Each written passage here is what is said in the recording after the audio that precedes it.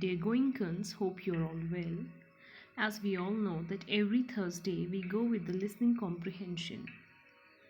Today's listening comprehension is about life at grandfather's farm. As a child, I loved to visit my grandfather's farm. There was always something new to do, something new to see and to enjoy. My grandfather was always there by my side as a friend. One day I found a hedgehog rolled up into a ball. I knew that hedgehogs roll up like this when they see danger and are frightened. I wanted to see him unroll himself. I waited for a long time, but he would not put out his head. At last I tried to unroll him with a stick. My grandfather came up just then. "No, no," he said, "that is not the way, Tony." He took the hedgehog inside the house and placed it before the fire. In a short time, the hedgehog began to get warm. He stuck out his head and feet. I was very pleased to see him walking towards me. "People are like hedgehogs in one way, Tony," said my grandfather. "Never try to make anyone do anything. Just treat him with a little kindness. Then he may be glad to do whatever it is you want him to do." My grandfather and my sisters and brothers liked to pick blackberries. When they went to pick them, I liked to go too. But I was lazy. I always took the smallest basket. While the others picked the blackberries, I sat in the shade.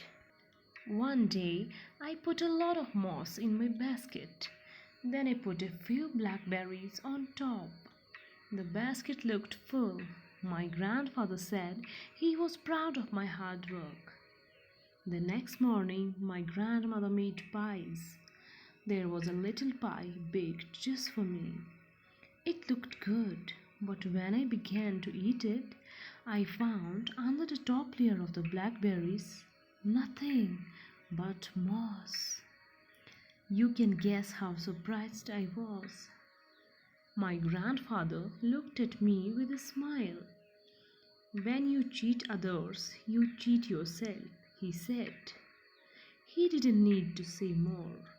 My grandmother and grandfather had taught me a good lesson.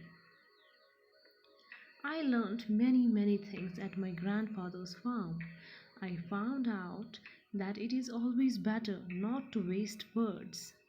My grandfather wanted us children to talk only when we really had something to say. "Think before you speak," he often said.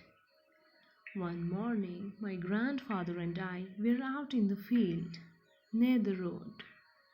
I had been talking on and on without stopping. Suddenly, my grandfather asked me to listen to the birds. Then he asked, "Do you hear anything beside the birds?" I listened.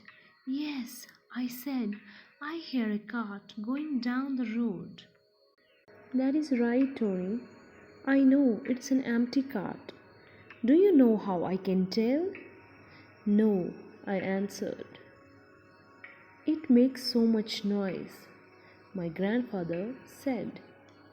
"Empty carts always make the most noise." Now answer the following questions. Choose A, B, or C and complete each of the sentences given below. First, the storyteller in the passage is A, the grandfather, B, Tony, C, a girl. Second, the hedgehog stuck out his head and feet when A, Tony beat him with a stick, B, he was placed before the fire and got warm, C, grandfather called out to him.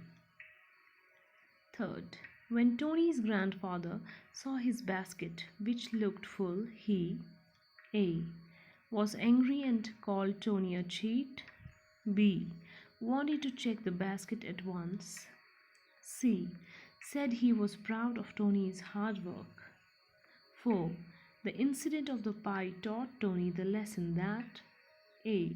You should not cheat. B. You should be kind to others. C. You should not talk too much. Last one. Grandfather could say that the cart was empty because A. He had seen it before. B. It made so much noise. C. It was going very fast. Learn words. Given below are the meanings of some words in the passage. Find the words which fit these meanings. First, take from a plant. Second, cooked in an oven. Third, spend uselessly, use foolishly and without care. 4. All at once. 5th, having nothing in it. Dear Goenkans, if you are not able to answer the following questions, listen to the audio again, watch the video and try to solve the comprehension. Thank you for listening to me.